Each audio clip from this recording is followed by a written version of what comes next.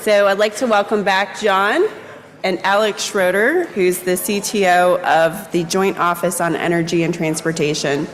Thank you, guys. So I have a confession to make. I forgot my tie today, so Alex let me borrow his. That's so sweet. So you guys really are like Click and Clack, the Tappet brothers. We share clothes. You're self-styled. You even share clothes. Yeah. What's the electric version of that? Zing and Zang?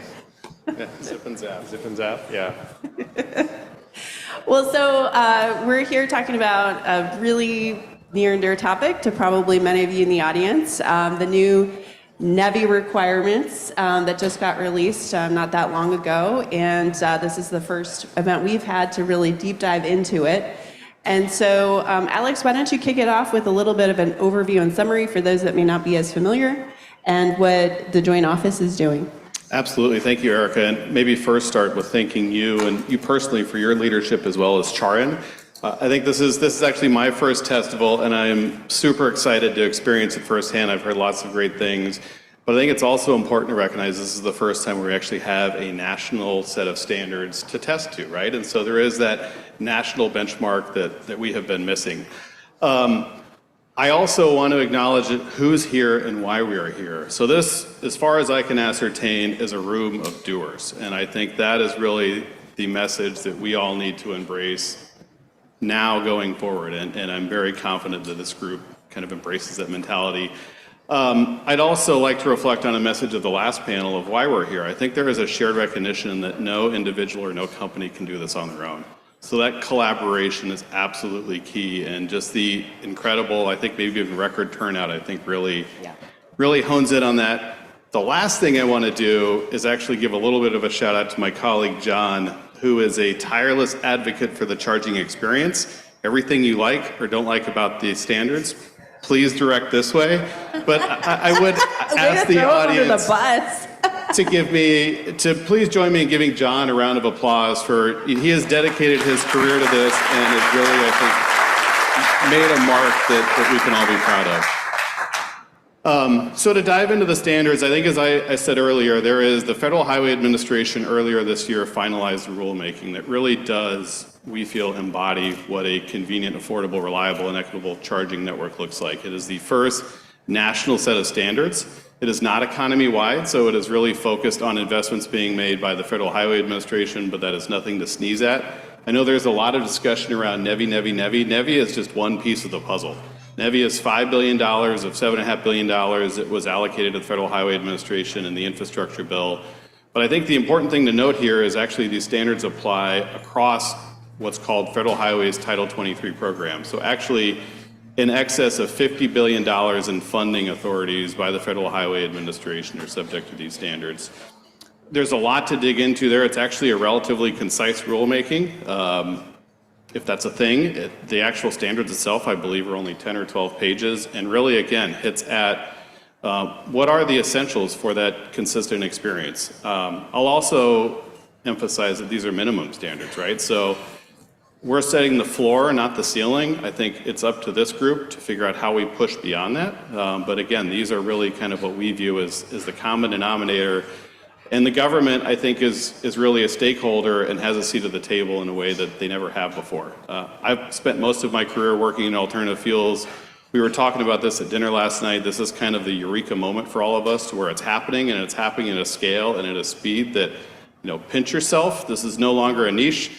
My wife is a social worker for the first time in my life. Her friends are asking her questions about what I do for a living. So I honestly think that maybe that's a personal anecdote, but I think it really symbolizes the moment that we are in, and we are really, I think, at the cusp and the turning point of this taking off in a very meaningful way in the next couple of years. Thank you for those comments, Alex. Yes, and I agree. It is a really pinch me moment. And so I want to move on to kind of diving in a little bit more about how you feel the minimum standards will move the industry forward. And John, who we will have everything to say about, if we have complaints, talk to John. John, how do you feel about that? And, where could there be improvements even beyond what we see there? Too soon, Erika, too soon. No, I should clarify that I had the honor of serving as a member of the Joint Office of Energy and Transportation on a temporary detail. I'm an employee of Idaho National Laboratory, which is a DOE national lab, and it's common for lab folks to go back to DC for a time. And it just so happened that the Joint Office was created by the Bipartisan Infrastructure Law, given the mandate to create minimum standards, and I was able to participate on the team to help do that. I'm now back at the lab and will be helping in that capacity. You know, we talked about uptime just a minute ago, so I'll dive right into that one. But that's just one of many I'll call milestone standards or requirements that are now codified in federal regulation. Uptime, I say, is necessary, but it's not sufficient.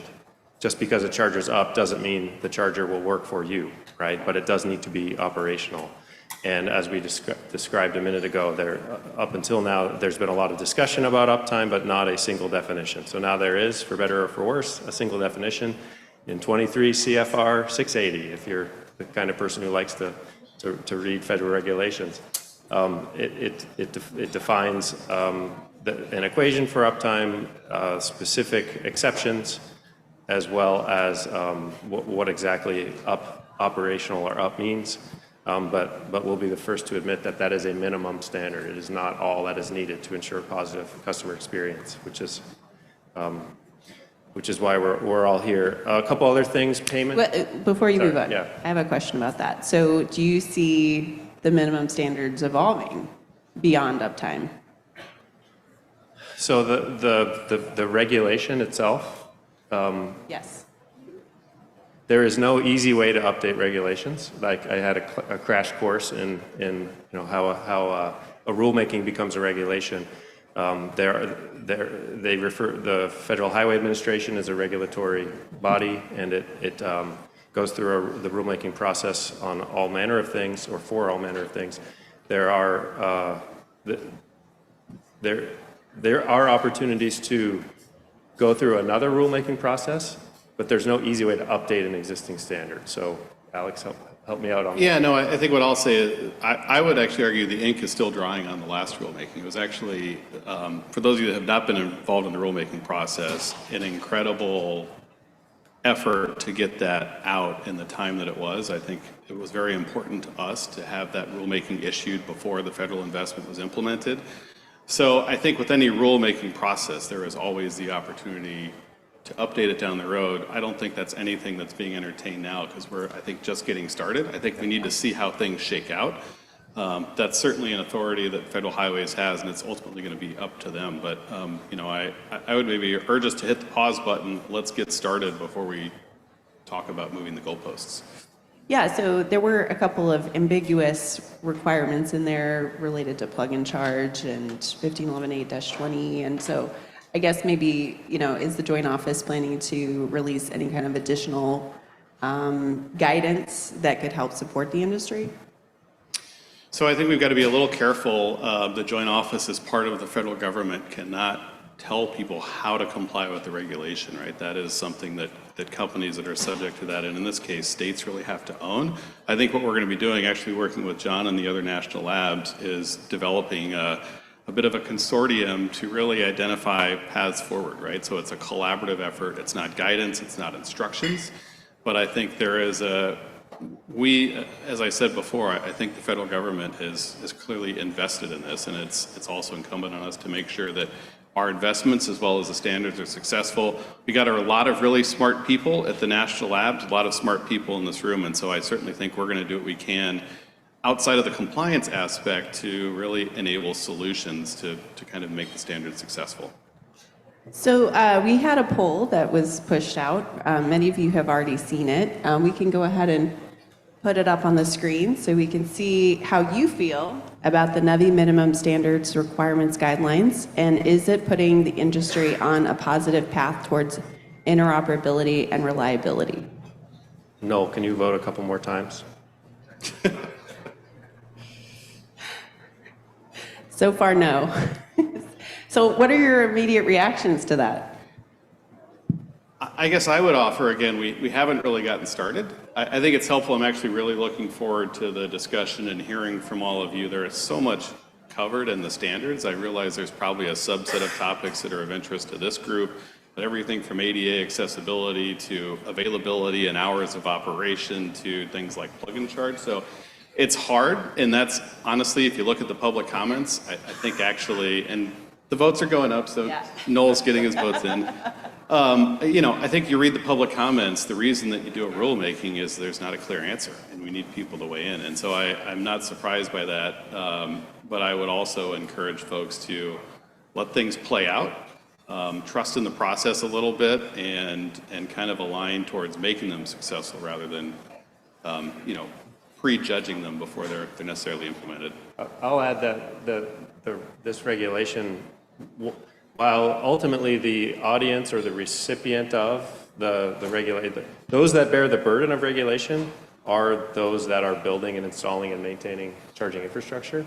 It was written for the whole country, and very few people outside of this room understand all of what goes into making charging infrastructure work. So state departments of transportation, for example, are responsible for, at least in the NEVI formula program, enforcing the regulation.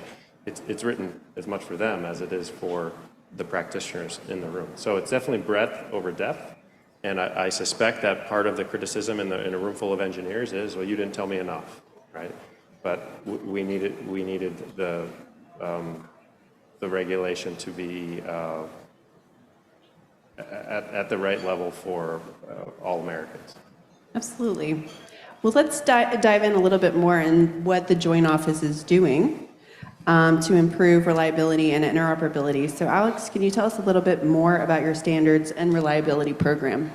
Absolutely. And I actually, the next couple of months are going to be really exciting, I think, in this space. We should have more to share going forward. I do want to acknowledge one of the best decisions that we have made since the Joint Office started. We just hired Sarah Heipel, I think, who many of you know. So I think part of this in general is bringing the experts into the government, helping us and guiding us on our efforts. And I think her perspective, having lived and breathed this and being very passionate about it as I am learning, is going to just be hugely important to us. I think at the end of the day, any organization is defined by its people. So I think that's thing one. The big thing we've talked about so far is the standards, right? So let's set the bar, and certainly once you set the bar, you can manage to it. We also have a notice of intent to issue a funding opportunity that we hope will be coming out in the next couple of weeks that, again, really focuses on increasing capacity for the charging experience. So that's looking at everything from third-party certification to employee training and maintenance to verification and validation, right? I think we've heard a lot of people talk about compliance. There's definitely a trust but verify, and I think what we want to do is really understand how do we go out and actually quantify the charging experience, irrespective of the standards? What makes a good charging experience, and how can we kind of be scientific about quantifying that in the field? So I think you're going to see, again, a couple things that I unfortunately can't preview today, but stay tuned. Next month or two, you're going to see some exciting stuff coming out of the Joint Office as well as the Department of Transportation here. We're all waiting. Can't wait. All right, so let's move on to what the labs are doing to support reliability and interoperability. John? Thanks, Erika. I'm very excited to talk about national labs all the time, but particularly as it pertains to working with industry. We, Idaho National Laboratory, National Renewable Energy Laboratory, including Andrew Mines over here on your right, as well as Argonne National Laboratory, have been funded by the Joint Office of Energy and Transportation to help industry to measure and significantly improve the customer charging experience with public charging infrastructure in the U.S. And the Joint Office has given us a 2-year deadline. We've got to significantly improve things by June of 2025 in order to ensure that the EV market continues to grow. As an EV driver myself, today, when I think about charging, or as I'm driving down the road and I think about my next charge, I think first, where can I charge?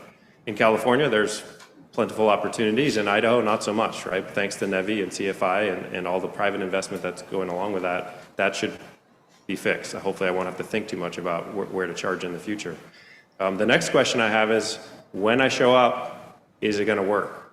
Not just is the screen going to be on, is it going to be up, but is it going to work for me? And then finally, what's my experience going to be like? How comfortable am I going to be? How long is it going to take? Am I going to have something to do there? Questions number 2, is it going to work for me? Is fundamental, right? Question number 3 is also very important. We need to provide a positive customer experience by all measures. But if it don't work, it ain't any good to me, right?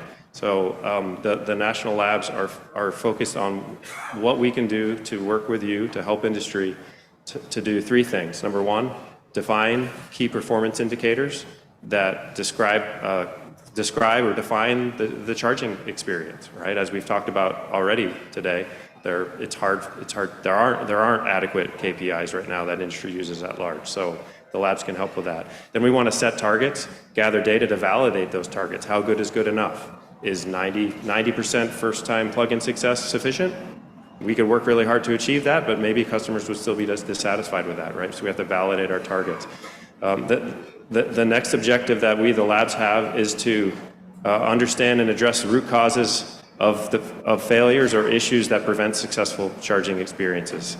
So what can the labs do to amplify your existing efforts, including tomorrow, to identify and fix root causes, right? And then finally, what we have in mind, to borrow the Lockheed Martin term, a skunk works, to develop new tools to ensure scalability of interoperability. So we talk about in-person testing and testables, and they're great. There's no substitute for that. But what new approaches can be developed to enable remote testing of some failure modes?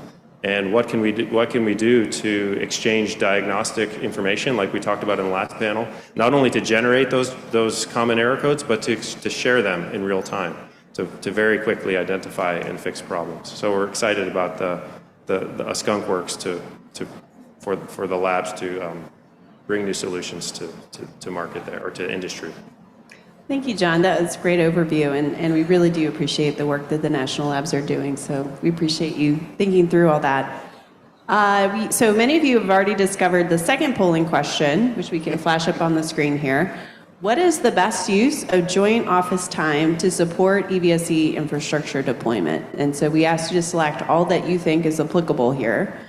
And it looks like so far, most folks in the audience say C, focus on reliability, including altering the uptime requirement to better reflect the customer experience.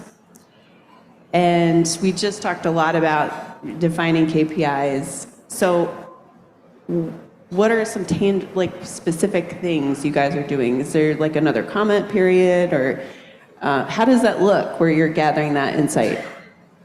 Well, first of all, I want to acknowledge nobody voted for A, which I need to bring this group to other conferences. Supply chain constraints is not an issue, apparently. That's not an issue. That's a good data point. So, I think we discussed some of these things. It's a multi-pronged approach, right? I think inherently setting standards and the federal government investing in the network will be helping standards and interoperability as well as reliability. At least that's our hope and intent.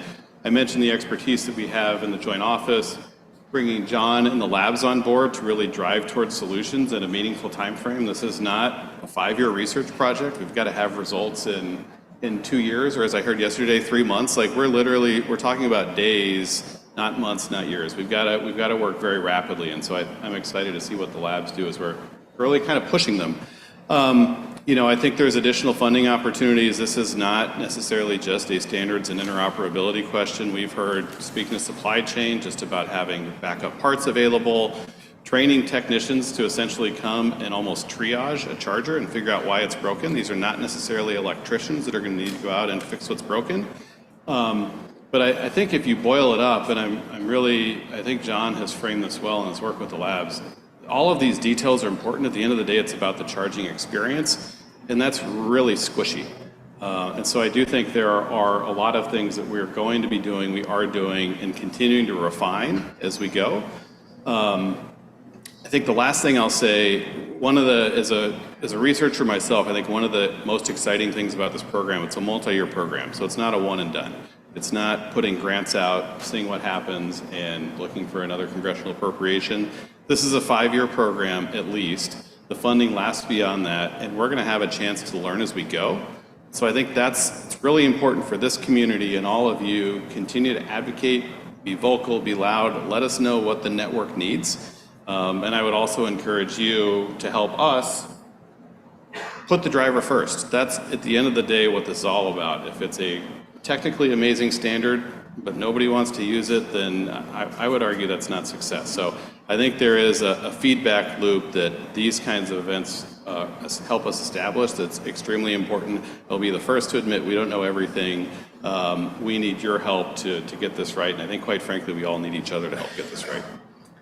Yeah, well said, Alex. Thank you so much for that. And we want to now turn it over to you all to ask our panelists some questions. Do we have any questions from online? We'll start there. Yes, we have questions. A short reminder, please, everyone use the app to also vote for questions to prioritize them. It makes it much easier to find out the most important questions. David Rempel asked, what will be the most effective method of enforcing 97% of uptime? Peer pressure, right? I mean, I think everyone needs to hold everyone accountable to this. There's got 145,000 charging ports out there now. That's a lot.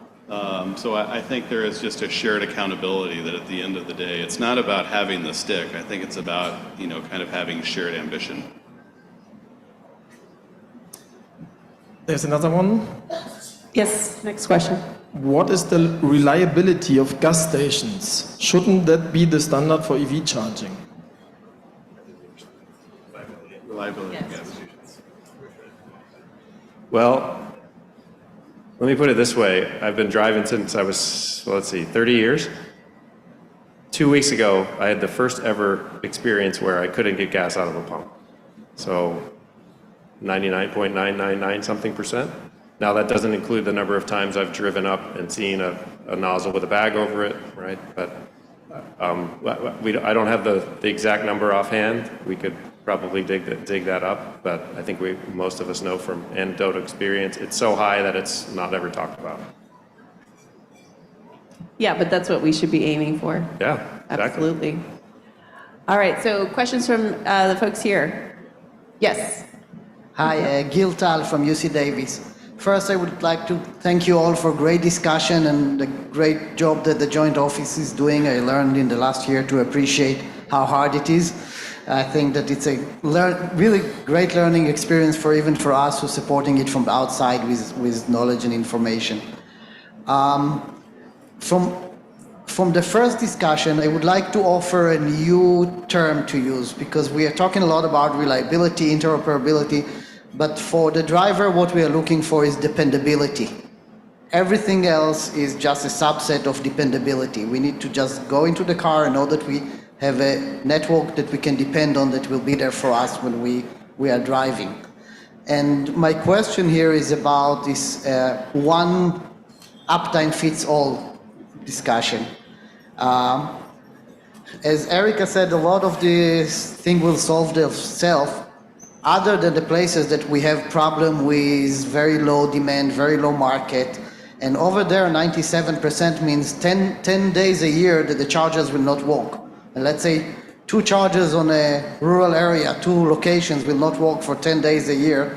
Is that enough? Should we work for something that is more location or region specific than the current uptime? Of course, we should be striving for higher than that. 97 greater. The regulation says that all DOT-funded chargers, Title 23 funded chargers, must have at least 97% uptime on a per port basis. That's actually 10.5 days per year. And I think if any of us had a cell phone that didn't work 10 days a year, that would be unacceptable to us, right? So again, let's keep our focus on satisfying the customer, providing dependability to the customer, and everything else works out. Maybe to pull a thread, I think it's interesting you said something, good to see, Gil. The regional variability I think is going to be important. I will say, I think that said, it's dependability, but it's also predictability. And I think that is one of the goals of the standards, and quite frankly, one of our overarching objectives with NEVI and the grant program as well. Doesn't matter where you get in, if you're in Alabama, if you're in Oregon, if you're in California, you know what to expect and it's going to work. John brought his team of lab colleagues out here a couple weeks ago, drove from San Francisco to LA. Most of the chargers worked, but nobody knew what to expect when he got there. It was like 10 minutes of orientation, figuring out, do I plug in first? Do I pay first? You know, do I park here? Do I park there? So I think there's a lot to be said about having a consistent experience. At the end of the day, you know, you're subject to the regional grid and a lot of regional variation. There's extreme temperatures in some places and not in others. So certainly there's only so much we can mitigate, but I think that consistency and predictability is really important as well. Great, thank you. We'll take the next question. Yeah, hi. Hi, I'm Rob Greff with Rocky Mountain Institute and North American Council for Freight Efficiency. I'll just give you experience that a colleague of mine at NACFE had last week driving to ACT Expo from Carlsbad in his Ioniq 5. This is a fellow who worked his entire career, or last few years of his career at Electrify America. And he stopped at Electrify America station and he plugged in and it was only able to give him 100 kilowatts. And so the question is, and then he had to go somewhere else so he could charge fast enough to get to the meeting. So two questions. One is, as you know, standards and regulations like that are weights and measures regulations that will be, each state will define what that means. It's like, is that premium gas that you're charging more for, and then can you charge the same amount for it if you don't deliver it? And then second, would that have been considered a successful charging experience as far as the NEVI uptime goes? Yeah, great question. So to sum it up, the EV driver, or in this case a friend of Rob's, wasn't clear or was dissatisfied with the amount of power that the charger provided the vehicle. It seemed like it was low. Did I get that right? He had charged at the same station, coming up and twice the rate. So charged previously and got twice the rate, showed up the second time, got half the rate. Yeah. This is, to your last question about is that successful, that's what we need to figure out. So that's on the docket for the lab work with seeking input from industry to define where that falls. Frankly, there's lower hanging fruit right now, which is, does it provide any energy, right? But yes, to provide a good customer experience, it needs to be dependable, predictable, and provide the expected amount of power, right? One of the challenges with that, and we all know very well in this room, the charge curve is not linear, right? And so it's difficult for the average EV driver to really know what to expect based on the temperature outside and the temperature of the battery pack and the state of charge and 6 other factors, right, that only the battery management system engineer knows. I used to joke we should put the charge curve, power versus time on the charge door, right? So like, only us would get that, right? Okay, so Rob says this person is an expert in EVs and gets it. Yeah, so sometimes the charger does not function properly, or something on the vehicle side is preventing the charger from providing enough of power, for sure. My point is it's very hard for any customer to understand what's going on. So I think an interim solution that the labs will be exploring and hope to talk to you about is what can we do with our user interface, or frankly with your user interface, to better inform the customer at the point of use about what's going on, right? It shouldn't be on a commercial, it shouldn't be in a magazine, education outreach, right there at the point of use, better communication, graphically, visualization, whatever, right? So that the customer knows what the car is asking for versus what it's getting. Is that right, and why, right? And I think maybe just to sum that up, it's a bit of a black box, if it's the car or the charger, and we've talked about who is limiting the charge, or potentially even the utility in some cases, if it's peak demand. And so I think that level of transparency is really important, again, to the driver, that you can, a charge curve is going to be a new concept for them. They're used to a gasoline station, a constant flow rate. They get up, they see the wheels turning. Here you've got a situation where potentially the charger is limiting the charge, the car is not asking for as much, and the consumer gets frustrated and blames one or the other. And depending on if we're talking to car companies or charging companies, it's the other, right? And so I think to John's point, it's demystifying that black box and just being a little transparent, because charge curves, SOC, all of that is just not something that is intuitive to people. It's new, and again, I think it really emphasizes all of the technical work has to ultimately boil down to that customer and driver experience. Absolutely. Well, unfortunately, we are at time, and we really, really appreciate you both being here and all the work you've done up to this point to get the minimum standards guides out. I'm sure that was a lot of work, and we all appreciate that effort that went into thinking thoughtfully about the NEVI project, the program, and all those different aspects to it. So let's give them a round of applause, please.